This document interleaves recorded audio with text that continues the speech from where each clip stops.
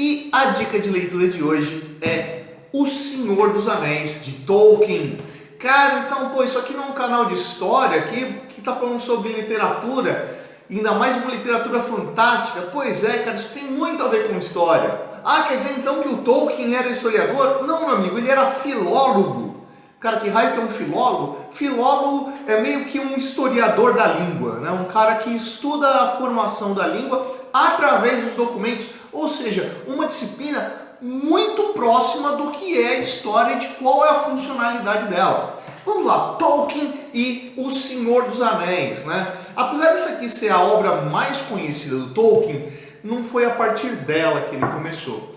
O Senhor dos Anéis nasceu de uma brincadeira do Tolkien, né? Nasceu de um outro livro também bastante conhecido, que é O Hobbit, que ele escreveu, na verdade, para os netos dele, né? Tanto que se você já leu O Hobbit e O Senhor dos Anéis, você deve perceber que a linguagem do Hobbit parece até mais infantil do que você encontra em Senhor dos Anéis, apesar de compartilhar o mesmo universo e inclusive ser uma história derivada da outra, né? Você reconhece lá que primeiro veio o Hobbit, né? Da história do Hobbit brota ali a história do Senhor dos Anéis, onde aparece o tal do Um Anel já no Hobbit, né? Aparece lá o Bilbo Bolseiro, né? E como o anel foi parar na mão do Bilbo Bolseiro. Bom, vamos lá.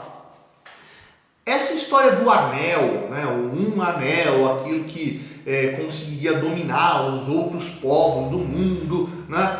Isso aí o Tolkien não tirou de local nenhum, né? Ele tirou ali de um texto que eu já cheguei a falar aqui na prateleira do Suetônio, que é O Anel dos Nibelungos, que é um conto heróico, sim, teutônico, né? Germânico, né?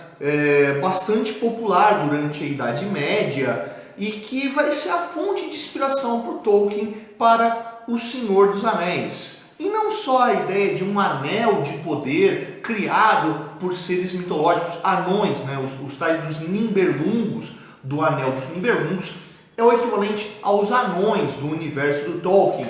Cara, e os outros personagens que tem lá, os elfos, por exemplo, também são tirados de mitologia germânica, de mitologia nórdica, né? Ah, e os orcs? Os orcs, apesar dessa palavra aí não ser muito utilizada quando você vai falar de mitologia ali do centro da Europa, né? Existem os goblins, né? Os goblins, né, são o equivalente aos orcs, né? Foi uma mera escolha do Tolkien utilizar o termo orc no lugar do termo goblin, né? O que tem de original ali do Tolkien? É principalmente os hobbits. Essa raça é realmente uma criação dele.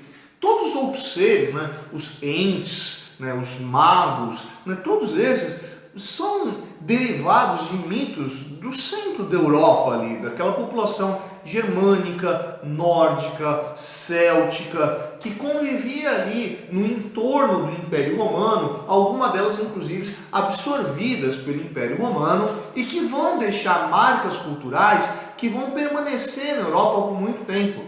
Por isso, ao ler o universo aqui de Tolkien, né, do Senhor dos Anéis e os livros derivados disso, né, Silmarillion, entre outros livros aí que estão dentro do processo de construção desse universo do Tolkien, você se sente muito à vontade em analisar e observar essas criaturas mágicas que estão ali no entorno do Tolkien. Por quê? Todos esses seres ali fazem parte desse imaginário, né, indo-europeu, né, que vai ser a marca da cultura do Ocidente, né, no qual vai se formar a nossa cultura aqui no Brasil, por exemplo. Tá? Então, a leitura de O Senhor dos Anéis não é apenas uma leitura de diversão, de entretenimento, mas é um reconhecimento de uma das bases ali da cultura europeia.